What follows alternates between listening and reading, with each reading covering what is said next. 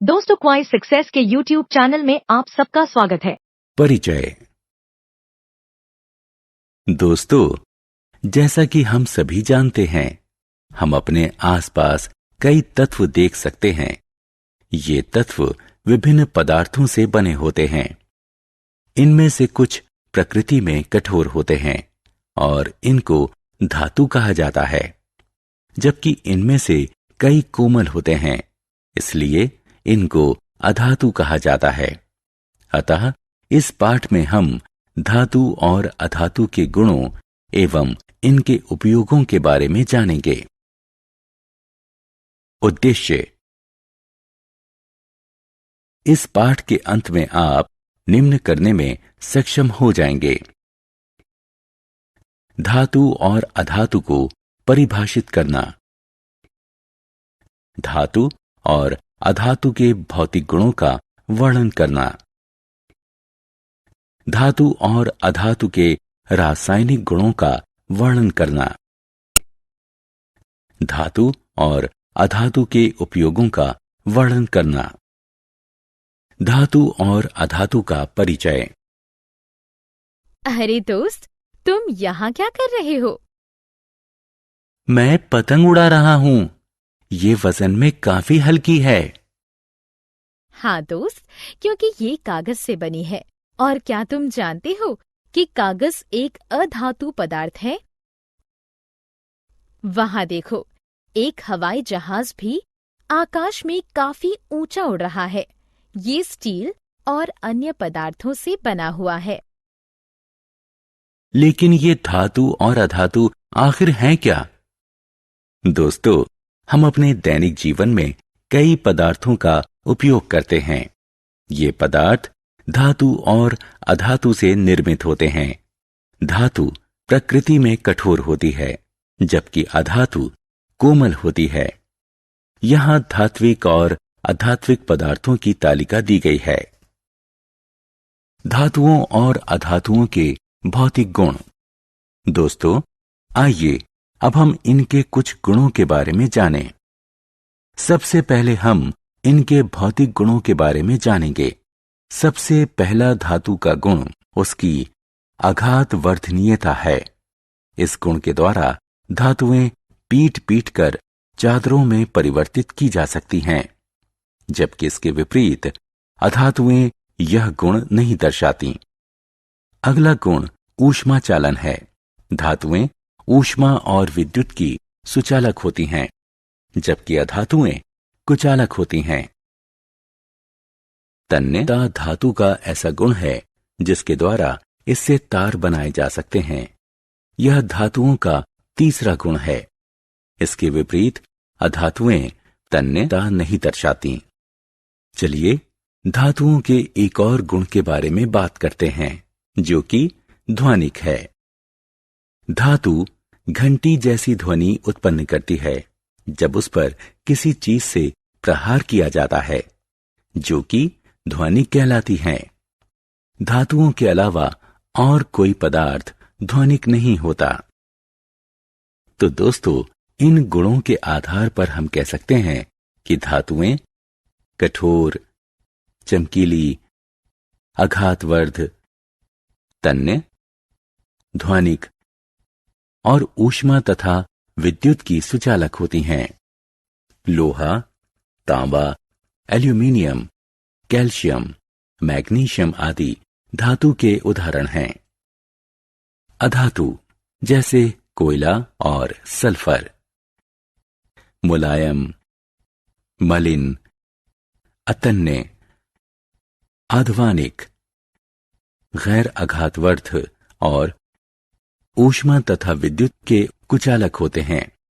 Sulphur, carbon, oxygen, phosphorus आदि अधातु के उदाहरण हैं। दोस्तों, धातुओं और अधातुओं के भौतिक गुणों की चर्चा कर लेने के बाद आइए जानते हैं उनके रासायनिक गुणों के बारे में। कई धातुएं ऑक्सीजन के साथ अभिक्रिया करती हैं और उसके ऑक्साइड का निर्माण करती हैं। जंग, लोहा, ऑक्सीजन और जल की अभिक्रिया के परिणाम स्वरूप उत्पन्न होता है। धात्विक ऑक्साइड प्रकृति में मूल रूप से पाई जाती है। सल्फर जैसी अधातु ऑक्सीजन के साथ अभिक्रिया करके सल्फर डाइऑक्साइड गैस देती है। जब इस सल्फर डाइऑक्साइड को पानी में घोला जाता है तो सल्फर अम्ल का निर्माण होता है। आमतौर पर अधातुओं के ऑक्साइड प्रकृति से अम्लीय होते हैं। धातु का एक और रासायनिक गुण है जल के साथ अभिक्रिया करना। बहुत सी धातुएं जल के साथ अत्यंत तीव्र या धीरे अभिक्रिया करती हैं। सोडियम को मिट्टी के तेल में रखा जाता है क्योंकि यह जल तथा वायु यानी ऑक्सीजन के साथ अत्यंत तीव्रता से अभिक्रिया करता है। आइए अब धातुओं और अधातुओं की अम्लों के साथ अभिक्रिया के बारे में जानते हैं। धातुएं अम्लों के साथ अभिक्रिया करके हाइड्रोजन गैस उत्पन्न करती हैं, जबकि अधातुएं अम्लों के साथ अभिक्रिया नहीं करती।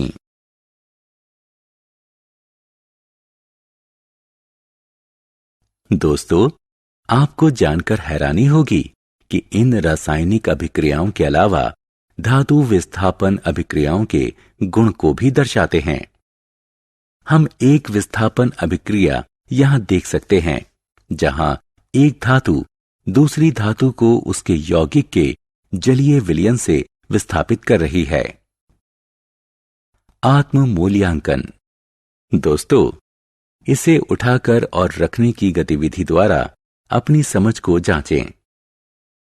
धातुओं और अधातुओं के उपयोग। दोस्तों, अब तक हमने जाना कि धातुओं और अधातुओं के भौतिक और रासायनिक गुण क्या हैं। चलिए अब एक अन्य महत्वपूर्ण विषय पर चलते हैं, अर्थात इन धातुओं और अधातुओं के उपयोग क्या क्या हैं। जैसा कि हम जानते हैं कि धातुओं की प्रकृति कठोर होती है, इसलिए इनका उपयोग मशीन, ऑटोमोबाइल, हवाई जहाज, रेल, सैटेलाइट, औद्योगिक मशीनें, खाना पकाने के बर्तन, पानी के बॉयलर आदि बनाने में किया जाता है। अधातुएं इतनी कठोर नहीं होती, इसलिए इनका उपयोग उर्वरक, जल शुद्धिकरण प्रक्रिया, जीवन सहायक वायु, पटाखों और बैंगनी रंग का घोल जो कि एंटीसेप्टिक के तौर पर चोट पर लगाने आदि में किया जाता है। सारांश। आइए हमने जो कुछ सीखा है उसे संक्षेप में दोहराएं। धातुएं प्रकृति से कठोर, चमकीली और तन्य होती हैं। धातुएं तन्य, ध्वनिक और ऊष्मा तथा विद्युत की सुचालक होती हैं। लोहा, तांबा, एल्यूमीनियम, कैल्शियम, मैग्नीशियम आदि धातुओं के उदाहरण हैं। अधातुएं प्रकृति से मुलायम, मलिन और अतन्य होती हैं। अधातुएं अध्वानिक, गैर आघातवर्ध और ऊष्मा तथा विद्युत की कुचालक होती हैं। सल्फर, कार्बन, ऑक्सीजन, फास्फोरस आदि धातुओं के उदाहरण हैं। धात्विक ऑक्साइड बनाने के लिए धातुएं ऑक्सीजन के साथ अभिक्रिया करती हैं, जो प्रकृति में क्षारीय होती हैं। अधातुएं अधात्विक ऑक्साइड बनाने के लिए ऑक्सीजन से अभिक्रिया करती हैं, जो प्रकृति में अम्लीय होती हैं। कुछ धातुएं धात्विक हाइड्रोक्साइड और हाइड्रोजन गैस बनाने के लिए जल के साथ अभिक्रिया करती हैं, जबकि अधातुएं जल के साथ अभिक्रिया नहीं करती। धातुएं अम्ल के साथ अभिक्रिया करती हैं और धात्विक लवण तथा हाइड्रोजन गैस बनाती हैं। आमतौर पर अधातुएं अम्लों के साथ अभिक्रिया नहीं करती। विस्थापन अभिक्रिया में अधिक अभिक्रियात्मक धातु निम्न अभिक्रियात्मक धातु को उसके यौगिक के जलीय विलयन से विस्थापित कर देती है। दोस्तों, आपका क्वाइज सक्सेस में स्वागत है। अब बिना समझे रट्टा मारने की कोई जरूरत नहीं। हम लेकर आए हैं पढ़ाई का एक नया तरीका जहां 3D animated videos, AI power test series और ई बुक्स में MCQs और माइंड मैप्स का परफेक्ट कॉम्बिनेशन मिलता है। क्लास 8 से 10 के स्टूडेंट्स के लिए फाउंडेशन कोर्स और क्लास 11 और 12 के स्टूडेंट्स के लिए सक्सेस ब्लूप्रिंट कोर्स, ये सब IIT और IIM अलुमनी के सहयोग से तैयार किया गया है ताकि आपको मिले सबसे भरोसेमंद और रियल एग्जाम एक्सपीरियंस के साथ कॉन्फिडेंस बूस्ट। चाहे इंजीनियरिंग एंट्रेंस हो, मेडिकल एंट्रेंस हो या कोई भी कम्पिटिटिव एग्जाम, अब सक्सेस आपकी मुट्ठी में है। हजारों स्टूडेंट्स पहले ही जुड़ चुके हैं, अब आपकी बारी है। पढ़ो अपने घर से, अपने समय के अनुसार, अपनी सुविधा से। बस QR कोड स्कैन करो और क्वाइज सक्सेस मोबाइल ऐप अभी मुफ्त में डाउनलोड करो। मॉक टेस्ट्स दो, प्रैक्टिस करो और अपने मार्क्स में फर्क देखो। और हाँ, हमारे YouTube चैनल क्वाइज सक्सेस पर रोज देखो नए वीडियो कोर्सेज के लिए। चैनल को सब्सक्राइब करो और अपने दोस्तों को भी जरूर बताओ। धन्यवाद।